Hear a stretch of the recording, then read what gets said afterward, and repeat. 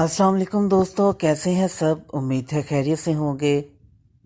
तो दोस्तों, आज हम बात करेंगे एक ऐसी अजीम सल्तनत के बादशाहों के बारे में कि जिस सल्तनत का दौरे हुकूमत बरे सगीर पाको हिंद पर तकरीबन 300 साल तक का है। जी हाँ दोस्तों, आज हम बात करेंगे मुगलिया सल्तनत के बादशाहों से मुतल्लिक चंद दिलचस्प हक़ाइक़ के बारे में।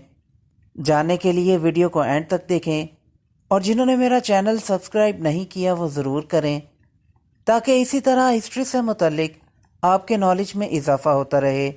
तो चलिए दोस्तों, वीडियो शुरू करते हैं।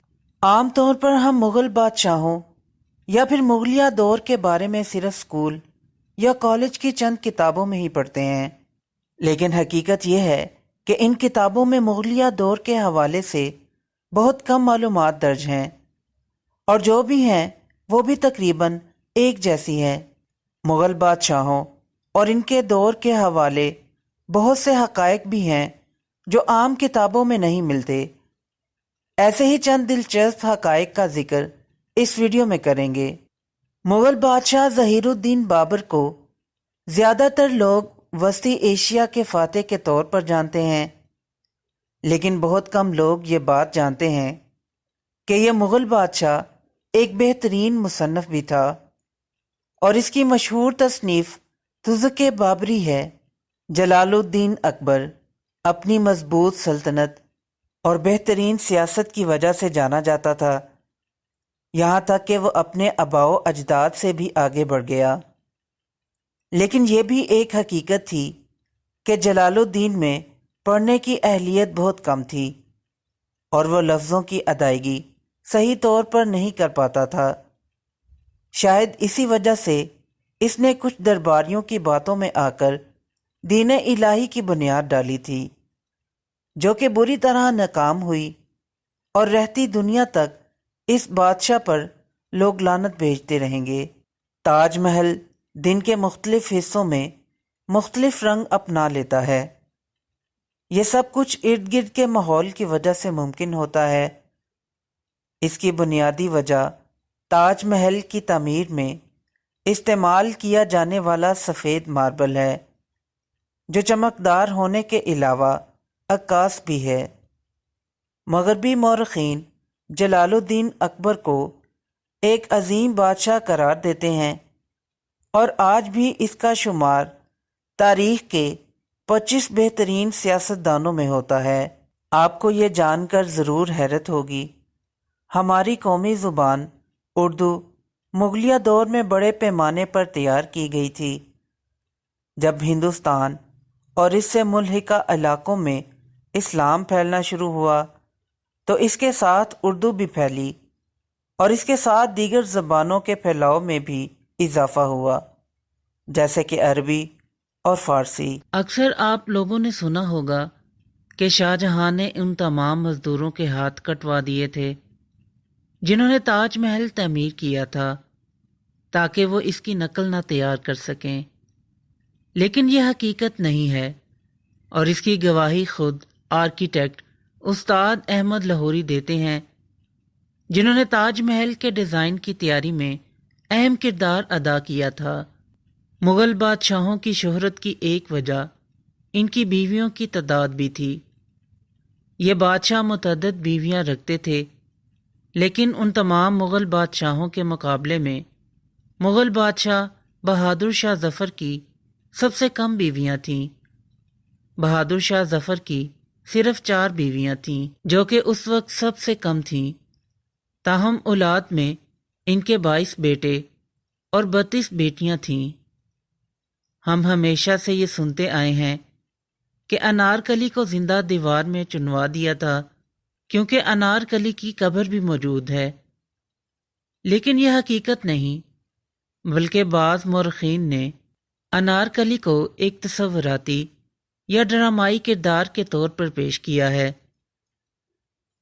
आपको ये जानकर शायद हैरानी होगी कि मुग़लिया माशरे में भी फ़ौज रियासत के सियासी मामलात में शामिल होती थी।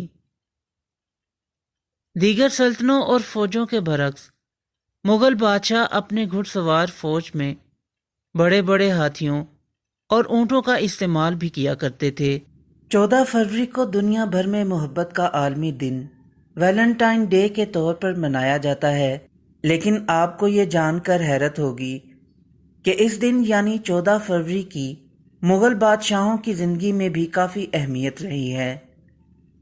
एक भारतीय अखबार के मुताबिक हिंदुस्तान में मुग़ल सल्तनत की बुनियाद रखने वाले ज़हीरुद्दीन बाबर 14 फरवरी 1483 को उज़्बेकिस्तान के इलाके में पैदा हुए। हिंदुस्तान पर सबसे तवील हुक्मरानी करने वाले और तीसरे मुग़ल बादशाह जलालुद्दीन मोहम्मद अकबर की ज़िंदगी में भी 14 फरवरी की बहुत अहमियत है, क्योंकि इन्हें सिर्फ 13 साल की उम्र में 1556 को इसी रोज़ तख्त नशीन किया गया था और इन्होंने इसी साल पानीपत के मैदान में हेमों को शिकस्त देकर अपनी सल्तनत को मजबूत किया। जलालुद्दीन अकबर के पोते और मुग़ल सल्तनत के 5वें हुक्मरान शहाबुद्दीन मोहम्मद खुर्रम उर्फ शाहजहां को भी 14 फरवरी 1628 को तख्त नशीन किया गया। इनका ज़माना काफ़ी अमन सुकून वाला रहा, जिसकी वजह से इन्होंने तामीरात की तरफ ज़्यादा तवज्जो दी। 14 फरवरी को शाहजहां के सबसे बड़े बेटे दारा शिकोह ने अपने भाई शुजा को बहादुरपुर के मैदान में शिकस्त दी। बाद अज़ां दारा शिकोह को औरंगज़ेब और मुराद ने 30 मई 1658 को समूहगढ़ के मकाम पर होने वाली जंग में शिकस्त दी। मुग़ल सल्तनत के आखिरी बादशाह बहादुर शाह ज़फ़र थे, जिनका ये शेर कितना बदनसीब है ज़फ़र दफन के लिए, 2 गज़ भी ज़मीन ना मिली कुए यार में, काफ़ी मशहूर है। दरअसल ये सिर्फ शेर नहीं है, बल्कि आप बीती है जो इन्होंने शेर की सूरत में सुनाई है। 1837 में बहादुर शाह ज़फ़र की सल्तनत सिकुड़ कर सिर्फ दिल्ली तक रह गई थी। यूं इस तरह असर रसूख कम होता और अंग्रेज़ों के हावी होने से बादशाह का हौसला पस्त होता जा रहा था। अगरचे बहादुर शाह ज़फ़र के पास वो हुकूमत नहीं थी जो पिछले दौरों में बादशाहों के पास थी, मगर 1857 की जंग आज़ादी में इन्हीं की पुकार पर अंग्रेज़ों के खिलाफ बगावत की गई थी। इसी जंग के बाद बहादुर शाह ज़फ़र पर बगावत और गद्दारी का मुकदमा चलाया गया। इन्हें जलावतन करके बर्मा में कैद कर दिया गया। वो इस हद तक तन्हाई और अफसुर्दगी के आलम में थे कि इनकी शायरी आज भी इनकी तकलीफ़ को बयान करती है। एक तरह से शिकवा भी करते थे कि मैं किस हद तक बदनसीब हूँ जो मेरे ही शहर में मुझे 2 गज़ ज़मीन भी मैसर ना आई। इनके आखिरी लम्हात में भी शाही ख़ानदान के कुछ अफराद मौजूद थे, चूँकि वो एक ऐसे मुकाम पर थे जहाँ इनके चाहने वाले और हमदर्द सोच भी नहीं सकते थे। यही वजह थी कि इनकी वफ़ात की खबर भी हिंदुस्तान में 2 हफ्ते बाद आई थी। अंग्रेज़ तैयार थे कि कब इनका इंतकाल हो और इन्हें आखिरी आरामगाह की तरफ ले जाया जाए। 7 नवंबर 1887 को जब आखिरी मुग़ल बादशाह का इंतकाल हुआ तो इन्हें बरतानवी फ़ौज ने इसी दिन दफना दिया था। यहाँ तक कि कब्र का कतबा या नाम तक नहीं लिखाया गया था, क्योंकि इन्हें डर था कि इसकी वजह से इनके चाहने वाले बगावत कर सकते हैं। म्यांमार के शहर रंगून में बहादुर शाह ज़फ़र को दफनाया गया था, जहां अचानक 1991 में जब मजदूर नाली की खुदाई कर रहे थे तभी इन्हें एक चबूतरे की ईंटें दिखाई दी जिसे देखकर सब हैरान रह गए। उस वक्त इंकशाफ हुआ कि ये आखिरी मुग़ल बादशाह बहादुर शाह ज़फ़र का मकबरा है। इस मकबरे को दीगर बादशाहों की तरह तैयार नहीं किया गया, बल्कि एक छोटा सा 4 दीवारी में बना हुआ मकबरा है जो कि चंदों से चल रहा है। तो दोस्तों, ये थी आज की वीडियो पसंद आई हो तो लाइक ज़रूर करें और मेरे चैनल को सब्सक्राइब करें। फिर मिलते हैं एक नई वीडियो के साथ, तब तक के लिए इजाज़त दें। अल्लाह हाफिज़।